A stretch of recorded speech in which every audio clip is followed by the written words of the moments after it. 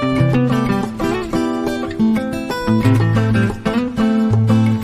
મિત્રો, હવે જોઈએ સ્વાધ્યાય 6.4 નો પ્રશ્ન નંબર 6. હવે એમાં આપણને રકમ કંઈક આવી આપેલી છે 441 મીટર સ્ક્વેર ક્ષેત્રફળ વાળા ચોરસની બાજુનું માપ શોધો. 441 મીટર સ્ક્વેર વાળું કંઈક ક્ષેત્રફળ ધરાવતું એક ચોરસ છે.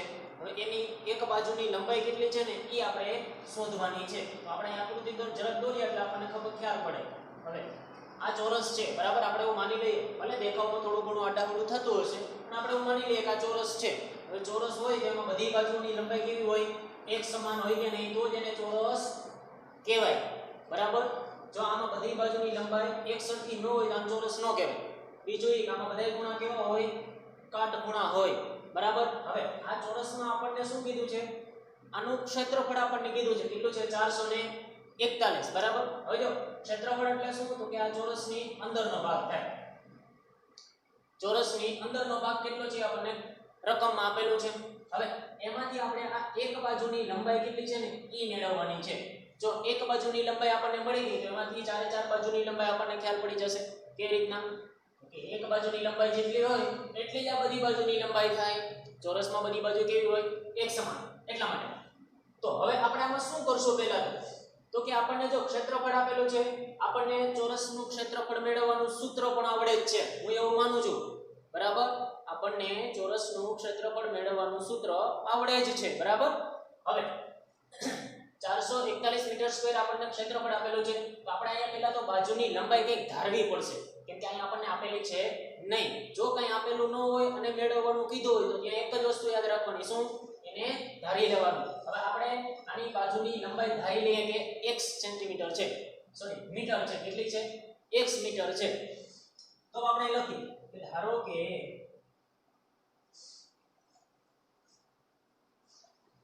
તે ચોરસની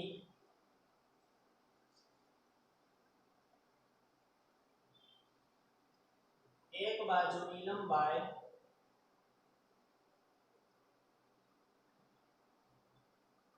x મીટર છે. બરાબર, હવે આપણે શું કરશું તો કે હવે ચોરસનું ક્ષેત્રફળ મેળવવાનું સૂત્ર મૂકીએ અને આપણે જે લંબાઈ ધારેલી છે એ મૂકીએ અને એનું ક્ષેત્રફળ આપેલું છે એ મૂકશું એટલે આપણને કંઈક જવાબ મળશે ને કંઈક મળશે. જોઈએ શું મળે છે. તો આપણને ખબર છે ચોરસનું ક્ષેત્રફળ બરાબર શું થાય? બાજુ ગુણ્યા બાજુ થાય કે નહીં? આવું બાજુ ગુણ્યા બાજુ મતલબ કે બે બાજુઓનો ગુણાકાર. હવે આપણે અહીંયા બાજુની લંબાઈ કેટલી ધરી છે? x. એક બાજુની લંબાઈ છે x, તો બીજી બાજુની લંબાઈ પણ એટલી જ હશે, મતલબ કે x ગુણ્યા x. હવે અહીં ચોરસનું ક્ષેત્રફળ આપણને રકમમાં ઓલરેડી આપેલું છે. કેટલું છે? 441. આવું થાય કે નહીં? 441 બરાબર x ગુણ્યા x. તો આપણે આવું લખી શકીએ કે 441 બરાબર x નો વર્ગ. લખી શકીએ કે નહીં? x ગુણ્યા x એટલે કે x નો વર્ગ. પણ આપણે અહીંયા x ના વર્ગની કિંમત મળી. જો x નો વર્ગ બરાબર 441 મળ્યા, પણ આપણે તો ખાલી એક જ બાજુની લંબાઈ જોઈએ છે. તો શું કરવું પડશે? તો કે અહીંયા આનો વર્ગ દૂર કરવો પડશે. વર્ગ દૂર કરવો હોય તો ભૂતકાળ યાદ કરો. વર્ગ દૂર કરવો હોય તો શું કરવું પડે? વર્ગમૂળ લેવું પડે. લેવું પડે કે નહીં? તો આપણે આનું વર્ગમૂળ લેવું પડશે. 441 નું વર્ગમૂળ લઈએ. આ બાજુ x ના વર્ગનું વર્ગમૂળ લઈએ. x નો વર્ગ છે એનું વર્ગમૂળ લેશું એટલે અહીંયા આપણને ખાલી x મળશે. શું કામે? આપણને બધાને યાદ છે વર્ગમૂળ હોય તો શું થાય? કેન્સલ થઈ જાય અને ત્યાં તે મૂળ સંખ્યા જ વધશે. બરાબર, અને આ બાજુ આપણે 441 નું શું કરવું પડશે? વર્ગમૂળ લેવું પડશે. તો 441 નું આપણે અહીં સાઈડમાં વર્ગમૂળ શોધીએ. તો 441 નું વર્ગમૂળ તમે કોઈ પણ રીતે શોધી શકો. વર્ગમૂળ શોધવા માટેની હવે આપણે ત્રણ રીત જાણીએ છીએ: પુનરાવર્તિત બાદબાકીની, અવયવીકરણની અને ભાગાકારની. પણ આપણને અહીંયા સસ્તી કઈ રીત પડશે? ભાગાકાર વાળી રીત સસ્તી પડશે. શું કામ? કેમ કે એ બહુ લેન્ધી નથી, મતલબ કે લાંબી નથી, શોર્ટ રીત છે. તો ભાગાકારની રીતે જ આપણે એનું વર્ગમૂળ શોધીએ. 441 નું વર્ગમૂળ ભાગાકારની રીતે શોધશું તો શું કરવું પડશે? જોડી બનાવવી પડશે કે નહીં? જોડી બનાવશો તો આપણે અહીંયા બે જોડી બનશે, એક 41 વાળી ને એક 4 વાળી. કઈ સંખ્યા સાથે ભાગાશે? 2 વડે 2 2 4 શેષ વધશે 0. ઉપરથી આખી જોડી ઉતારશો 41 હવે આ બાજુ શું કરવું પડશે? ડાબી બાજુ ભાગફળનો સરવાળો 2 + 2 એટલે કે 4. હવે અહીંયા 4 ની બાજુમાં કયો અંક મૂકશો તો જવાબ 41 અથવા એના કરતા નાની સંખ્યા મળશે. આ જો 441 છે એ પૂર્ણ વર્ગ સંખ્યા છે, બરાબર. તો હવે અહીંયા આપણે એકમનો ઉપરથી જ આપણે નક્કી કરી શકશું. એકમનો અંક છે 1, તો આના વર્ગમૂળના એકમનો અંક શું મળવો જોઈએ? 1 અથવા તો 9 મળવો જોઈએ. તો પહેલા 1 મૂકી ટ્રાય કરશું. 1 મૂકશો એટલે જવાબ મળશે 41. 1 મૂક્યો તો એનો ગુણાકાર પણ 1 સાથે જ કરવાનો. તો 41 * 1 એટલે કે 41. તો આપણે 41 જ જોઈએ છે. તો અહીંયા કયો અંક આવશે? 1. 41 * 1 એટલે કે 41. શેષ વધશે 0, બરાબર. તો આપણે લખી શકીએ કે 441 નું વર્ગમૂળ એટલે કે વર્ગમૂળની અંદર 441 બરાબર આનો ભાગફળ શું મળ્યું? 21. તો આપણને 441 નું વર્ગમૂળ પડી ગયો. હવે 441 નું વર્ગમૂળ આ બાજુ મૂકીએ આપણે તો શું થાય? 21 બરાબર અહીંયા x નો વર્ગ અને એનું વર્ગમૂળ. તો વર્ગમૂળ કેન્સલ થઈ ગયા અને આપણને અહીંયા ખાલી વધશે x. તો આપણને અહીંયા x ની કિંમત મળી. કેટલી મળી? x બરાબર 21. અને અહીંયા આપણે ધારેલું હતું એ આપણને મળી ગયું. બાજુની લંબાઈ કેટલી થઈ રહી છે? x મીટર થઈ રહી છે અને x બરાબર આપણને કિંમત મળી ગઈ. કેટલી મળી? 21. તો આપણે લખી શકીએ કે આમ બાજુની લંબાઈ એક બાજુની લંબાઈ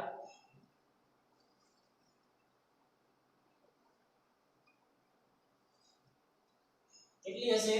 21 મીટર હશે, બરાબર. જોયું? 441 નું વર્ગમૂળ શોધ્યું અને વર્ગમૂળ શોધી લીધો એટલે આપણને x ની કિંમત મળી ગઈ, બરાબર. x ની કિંમત મળી ગઈ એટલે આપણને સીધો જવાબ મળી ગયો. x બરાબર ધારેલું હતું એ મળી ગયું, કિંમત મૂકી દીધી. x બરાબર ચોરસની આ બાજુની લંબાઈ કેટલી હશે? 21 મીટર હશે, બરાબર. મતલબ કે ચોરસની ચારે ચાર બાજુની લંબાઈ કેટલા મીટર હશે? 21 મીટર હશે, બરાબર. ચાલો મિત્રો હવે જોઈએ એના પછીનો પ્રશ્ન નંબર 7. આ પ્રશ્નમાં આપણને રકમ કઈ હવે આપેલી છે. કાટકોણ ત્રિકોણ ABC માં ખૂણો B બરાબર 90 અંશ છે. 90 અંશ મતલબ કેવો ખૂણો? કાટખૂણો. હવે એમાં આપણને બે કન્ડિશન છે, બે શરત આપેલી છે અને એ શરતમાં આપણને કંઈક પ્રશ્ન પૂછેલો છે અને કંઈક ગોતવાનું છે, બરાબર. એમાંથી પહેલું છે AB બરાબર 6 સેન્ટીમીટર, BC બરાબર 8 સેન્ટીમીટર, તો AC બરાબર શોધો. હવે આમાં તમારે આ દાખલામાં આપણે આગળ વાત કરી હતી ભાઈ પાયથાગોરસ ના આવ્યા હતા. આપણે 6.2 ની અંદર વાત કરી હતી પાયથાગોરિયન ત્રિકોટી, બરાબર. એમાં આપણે પાયથાગોરસમાં ભાઈ મેં તમને કીધું હતું કે કાટકોણ ત્રિકોણમાં કેવું હોય કે કાટકોણ ત્રિકોણમાં એક ખૂણો કાટખૂણો હોય અને એ કાટખૂણો બનાવતી બે બાજુ અને એની સામેની બાજુ હોય તો એને શું કહેવાય? કર્ણ કહેવાય. હવે આ કાટખૂણો છે, આ કાટકોણ ત્રિકોણ છે, બરાબર. હવે આ કાટકોણ ત્રિકોણમાં કાટખૂણો કયો છે? B. શું કામ? કેમ કે અહીંયા આપણને રકમમાં કીધું કે B બરાબર 90 અંશ છે. તો B બરાબર કેવો છે ખૂણો? કાટખૂણો થયો, બરાબર. A, B અને C. એમાંથી પહેલામાંથી આપણને AB બરાબર 6 આપેલું છે, BC બરાબર 8 આપેલું છે અને AC ની કિંમત આપણે શોધવાની છે. મતલબ કે આ બે બાજુઓની લંબાઈ આપણને આપેલી છે. ઈ બાજુઓની લંબાઈ ઉપરથી આપણે ત્રીજી બાજુ મતલબ કે આ કાટકોણ ત્રિકોણમાં અહીંયા જે ત્રીજી બાજુ છે એને શું કહેવાય? કર્ણ કહેવાય, બરાબર. તો આપણે આ કર્ણની લંબાઈ શોધવાની છે. હવે કર્ણ એટલે શું? મહાભારત વાળો કર્ણ નથી. અહીંયા કયો છે? કાટકોણ ત્રિકોણ વાળો કર્ણ છે. મહાભારતમાં કર્ણ બધાય કરતા મોટો હતો, મતલબ કે એના બધાય ભાઈઓ કરતા કર્ણ કેવો હતો? મોટો. તો આ ત્રિકોણમાં પણ એની બે બાજુ કરતા કર્ણ કેવો હશે? મોટો હશે. જો અહીં લખો મેં કાટકોણ ત્રિકોણમાં કર્ણ એ સૌથી મોટી બાજુ છે. બીજું શું છે? કર્ણનો વર્ગ બરાબર બાકીની બંને બાજુના વર્ગોનો સરવાળો, બરાબર. મેં તમને કીધું હતું 6.2 ના આપણે જ્યારે અભ્યાસ કર્યો ત્યારે મેં તમને કીધું હતું શું હોય કાટકોણ ત્રિકોણમાં? તો કાટકોણ ત્રિકોણમાં કંઈક આવું હોય. કાટકોણ ત્રિકોણની બે બાજુઓ કઈ કઈ છે? તો કે AB અને BC અને કર્ણ કોણ છે? AC. તો કર્ણનો વર્ગ બરાબર મતલબ કે AC નો વર્ગ બરાબર બાકીની બંને બાજુના વર્ગોનો સરવાળો. તો બાકીની બે બાજુ કઈ થઈ? AB અને BC. AB નો વર્ગ વત્તા BC નો વર્ગ. આવું થઈ કે નહીં?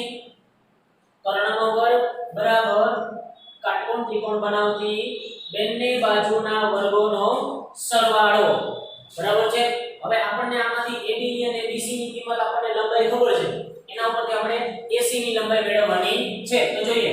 તો તો આપણે AC ની લંબાઈ મેળવવાની છે તો AC નો વર્ગ છે એને એકમ રાખીએ AB બરાબર આપણે કિંમત મૂકી AB બરાબર કેટલા છે 6 જો અહીંયા ખાલી આપણને AB જ આપેલા છે અને આપણે અહીંયા શું છે AB નો વર્ગ તો આપણે જે કિંમત મૂકશું એનો શું કરવો પડશે આપણે વર્ગ કરવો પડશે તો AB બરાબર કેટલા છે 6 તો 6 નો વર્ગ કરવો પડશે કે નહીં એવી જ રીતના અહીંયા BC બરાબર 8 આપેલા છે અહીંયા આપણને BC નો વર્ગ લખેલું છે તો અહીંયા આપણે શું કરવું પડશે 8 નો વર્ગ સમજાય કે નહીં AB બરાબર 6 છે એટલે 6 નો વર્ગ અને BC બરાબર 8 છે એટલે કે 8 નો વર્ગ તો હવે આ AC ને એમનો નીચે લેતા જઈએ આની આપણે કિંમત મેળવીએ 6 નો વર્ગ એટલે કે 36 વત્તા 8 નો વર્ગ એટલે કે 64 હવે આ બંનેનો સરવાળો કરીએ તો AC નો વર્ગ બરાબર શું થાય તો AC નો વર્ગ બરાબર 36 વત્તા 64 એટલે કે 100 હવે શું કરવાનું તો કે અહીંયા આપણને AC નો વર્ગ મળ્યો AC નો વર્ગ બરાબર કેટલા મળ્યા 100 આપણે તો ખાલી AC ની કિંમત જોઈએ છે તો અહીંયા આપણે શું કરવું પડશે વર્ગ દૂર કરવો પડશે વર્ગ દૂર કરવો હોય તો શું કરવું પડે વર્ગમૂળ લેવું પડે ભૂતકાળ યાદ કરો AC નો આપણે AC નો વર્ગ છે એનું વર્ગમૂળ લઈએ વર્ગમૂળની અંદર AC નો વર્ગ તો આ બાજુ પણ વર્ગમૂળ લેવું પડશે વર્ગમૂળની અંદર 100 હવે 100 નું વર્ગમૂળ આ તો સાવ સિમ્પલ છે બરાબર એટલે આનું વર્ગમૂળ તમારે સાઈડમાં ન લખો તો પણ ચાલે આપણને બધાને ખબર છે 100 નું વર્ગમૂળ શું થાય 10 થાય અને અહીંયા આપણને ખબર છે વર્ગમૂળની અંદર AC નો વર્ગ બરાબર શું બનશે ખાલી અહીંયા AC બનશે કે અહીંયા વર્ગમૂળ શું થઈ જાય કેન્સલ થઈ જાય આપણને યાદ જ છે બરાબર અને અહીંયા 100 નું વર્ગમૂળ શું થાય 10 તો આપણને અહીંયા AC ની કિંમત મળી ગઈ તો AC બરાબર આ બાજુની લંબાઈ કેટલી હશે 10 જો આ પાયથાગોરિયન ત્રિપુટી પણ કહી શકાય આને 6 8 અને ત્રીજી બાજુ કઈ છે 10 તો આને પાયથાગોરિયન ત્રિપુટી પણ આપણે કહી શકીએ હવે એના પછીનો બીજો દાખલો જોઈએ બીજા દાખલામાં પણ એવું જ છે બીજા દાખલામાં આપણને શું કીધું છે AC બરાબર 13 આપણે અહીં જરા આકૃતિ દોરીએ એટલે આપણને થોડી સરળતા પડે બેમાં આકૃતિ સેમ જ આવશે બરાબર A B અને C પરંતુ બાજુઓની લંબાઈ અલગ અલગ છે અહીંયા આપણને AC બરાબર 13 આપેલું છે મતલબ કે કર્ણોની લંબાઈ આપેલી છે જો 13 બીજું શું આપેલું છે BC બરાબર આપેલું છે 5 BC બરાબર આપેલું છે 5 અને ત્રીજું ગોતવાનું શું છે AB બરાબર મતલબ કે આ બાજુની લંબાઈ ગોતવાની છે બરાબર આપણે આમાં કાંઈ બીજી ઘડી કરવાની નથી આપણી પાસે આ સૂત્ર છે કાટકોણ ત્રિકોણ વાળું AC નો વર્ગ બરાબર AB નો વર્ગ વત્તા BC નો વર્ગ ડાયરેક્ટ સીધું લખી નાખવાનું કે અહીં AC નો વર્ગ બરાબર AB નો વર્ગ વત્તા BC નો વર્ગ હવે આપણે ગોતવાનું શું છે તો કે AB ની લંબાઈ ગોતવાની છે AB ની લંબાઈ ગોતવાની છે તો જેને ગોતવાનું હોય મતલબ કે જે મેળવવાનું હોય એને શું કરવાનું સૂત્રનો કરતા બનાવી લેવાનું સૂત્રનો કરતા મતલબ શું તો કે એને બરાબરની એક સાઈડ એકલું રહેવા દેવાનું અને એની આજુબાજુ જે કાંઈ પણ બીજું કંઈ આવેલું હોય એને શું કરી દેવાનું બરાબરની બીજી બાજુ મોકલી દેવાનું બરાબર પણ એમ નથી મોકલવાનું તો કેવી રીતના મોકલવાનું તો કે એની અંદર જે કાંઈ એની પ્રક્રિયા થતી હોય જે કાંઈ એના નિયમ હોય એ નિયમ પ્રમાણે એને મોકલવાનું તો જોઈએ આપણે અહીંયા આપણે ખાલી AB નો વર્ગ છે એને જ રાખવો છે BC નો વર્ગ આપણે આ બાજુ જોતું નથી તો એને આપણે શું કરવું બરાબરની આ બાજુ મતલબ કે AC નો વર્ગ છે એની બાજુમાં લઈ આવવો હોય તો કેવી રીતના લઈ આવશું તો એક વસ્તુ યાદ રાખજો બરાબરની ડાબી બાજુ કે જમણી બાજુ તમે કોઈ પણ સંખ્યાને લઈ જાઓ તો જો ઈ સંખ્યા સરવાળા સ્વરૂપે હોય તો એની ક્રિયા બદલી નાખશે મતલબ કે જો ઈ સરવાળામાં હશે તો કેવી થઈ જાય બાદબાકીમાં થઈ જાય બાદબાકીમાં હશે તો એ કેવી થઈ જાય સરવાળામાં થઈ જાય તો સરવાળા બાદબાકી માટે જ છે ખાલી પછી જો કોઈ પણ સંખ્યા બરાબરની આ બાજુથી ઓલી બાજુ તમારે ગુણાકારમાંથી અથવા ભાગાકારમાંથી મોકલવી હોય તો એમાં શું કરવું પડશે કે જો ગુણાકારમાં હશે તો બરાબરની ઓલી બાજુ જાય તો ભાગાકારમાં થઈ જશે અને ભાગાકારમાં હશે અને પછી બરાબરની ઓલી બાજુ જશે તો કેવી થઈ જાય ગુણાકારમાં થઈ જશે બરાબર પણ અહીંયા આપણે ખાલી સરવાળા બાદબાકીનું યાદ રાખવાનું છે તો આ BC નો વર્ગ છે એને સરવાળાની ક્રિયામાં છે AB સાથે તો એને બરાબરની આ બાજુ મોકલી દઈશ તો એ કેવા થઈ જાય માઈનસ થઈ જાય એટલે મતલબ કે AC નો વર્ગ માઈનસ BC નો વર્ગ થઈ જાય જો અહીંયા BC છે બરાબરની આ બાજુ છે એને માં બરાબરની આ બાજુ લઈ લીધા તો કેવા થઈ ગયા નિશાની બદલી ગઈ માઈનસ થઈ ગઈ અને આ બાજુ વધશે શું ખાલી AB નો વર્ગ વધશે કે નહીં AB નો વર્ગ એમનો આ BC નો વર્ગ છે એને મેં શું કર્યું બરાબરની આ બાજુ પકડીને ખેંચી લીધા તો એ કેવા થઈ ગયા માઈનસ થઈ ગયા અને આ AC નો વર્ગ છે એ તો એમનો એમ જ છે બરાબર હવે આપણે આની કિંમત મૂકી દઈએ AC બરાબર કેટલા આપેલા છે 13 તો અહીંયા આપણે AC નો વર્ગ મતલબ કે 13 નો વર્ગ આવશે કે નહીં તો અહીંયા આપણે લખીએ 13 નો વર્ગ આ માઈનસ m નો BC બરાબર કેટલા છે 5 તો અહીંયા શું થશે 5 નો વર્ગ બરાબર આ AB નો વર્ગ m નો થઈ ગયો હવે આ 13 નો વર્ગ કેટલો થાય આપણને બધા ખબર છે 169 માઈનસ 5 નો વર્ગ કેટલો થાય 25 બરાબર AB નો વર્ગ હવે 169 માંથી આપણે 25 બાદ કરશો એટલે આપણને કઈ જવાબ મળશે કેટલો જવાબ મળશે તો જોઈએ હાલો 169 માંથી 25 બાદ કરશો એટલે 9 માંથી 5 જાય એટલે વધશે 4 અને 6 માંથી 2 જાય એટલે વધશે 4 અને 1 નો 1 એમ નો 144 બરાબર AB નો વર્ગ અહીંયા આપણને AB ના વર્ગની કિંમત મળી પણ આપણે જોઈએ છે કોની કિંમત ખાલી AB ની કિંમત જોઈએ વર્ગની કિંમત જોતી નથી તો આપણે વર્ગને શું કરી દેવાનું દૂર કરી દેવાનું ઘરની ધોરાજીથી દૂર નથી કરવાનો તો કેવી રીતના દૂર કરશો વર્ગમૂળ લઈને દૂર કરશો તો વર્ગમૂળ આપણે બંને બાજુ લેવું પડશે મતલબ કે 144 નું પણ વર્ગમૂળ લેવું પડશે અને આ બાજુ AB નો વર્ગ છે એનું પણ આપણે શું કરવું પડશે વર્ગમૂળ લેવું પડશે બરાબર હવે અહીંયા આપણે 144 નું વર્ગમૂળ લઈએ તો 144 નું વર્ગમૂળ શું થાય ભાગાકારની રીતના જોઈએ એટલે સરળતાથી મળી જાય જોડી બનાવશું તો બેની 1 1 વડે ભાગ આવશે 0 44 અહીંયા આવશે ડાબી બાજુ શું થશે 1 1 એટલે કે 2 હવે અહીંયા કયો મૂકીશ તો જવાબ આખી પૂર્ણ સંખ્યાનો ગુણાકાર કરશો તો આપણને 44 મળશે જો 0 તો આવશે નહીં 1 મૂકશો તો શું થશે 21 1 એટલે કે 21 જ થશે 2 મૂકી ટ્રાય કરીએ 2 મૂકશો તો શું થશે 22 2 કરશો એટલે જવાબ મળશે 44 તો કયો અંક આવશે 22 2 એટલે કે 44 શેષ વધશે 0 તેથી 144 નું વર્ગમૂળ શું થાય 12 અને આ પણ આપણને બધાને યાદ જ છે પણ આ તો આપણને સમજે એ માટે મેં તમને ગણતરી કરીને આપેલી છે બરાબર તો હવે અહીંયા આપણે સીધું એનું વર્ગમૂળ લખી નાખીએ 144 નું વર્ગમૂળ શું થાય 12 બરાબર આ બાજુ AB નો વર્ગ અને વર્ગમૂળ છે તો વર્ગમૂળ કેન્સલ થઈ જાય તો ત્યાં ખાલી વધશે શું તો કે ખાલી AB જે આપણે અહીંયા જોઈએ છીએ AB ની કિંમત તો AB બરાબર કેટલા થશે 12 બરાબર આ બે દાખલા વ્યવસ્થિત જોજો અને વ્યવસ્થિત રીતના પ્રેક્ટિસ કરજો તો જ યાદ રહેશે અને પેલા સમજવાના છે કે આ દાખલા કઈ રીતના થશે એ કાટકોણ ત્રિકોણમાં આ એક વસ્તુ મેઈન વસ્તુ છે યાદ રાખવાની કે AC નો વર્ગ બરાબર AB નો વર્ગ વત્તા BC નો વર્ગ અત્યારે ખાલી આપણે યાદ રાખવાનું જ છે બરાબર આની સાબિતી છે એ તમે આગળના ધોરણમાં ભણશો એટલે આ કેવી રીતના આવ્યું ક્યાંથી આવ્યું હું આવ્યું ને બધું આપણે આગળ ભણવાનું છે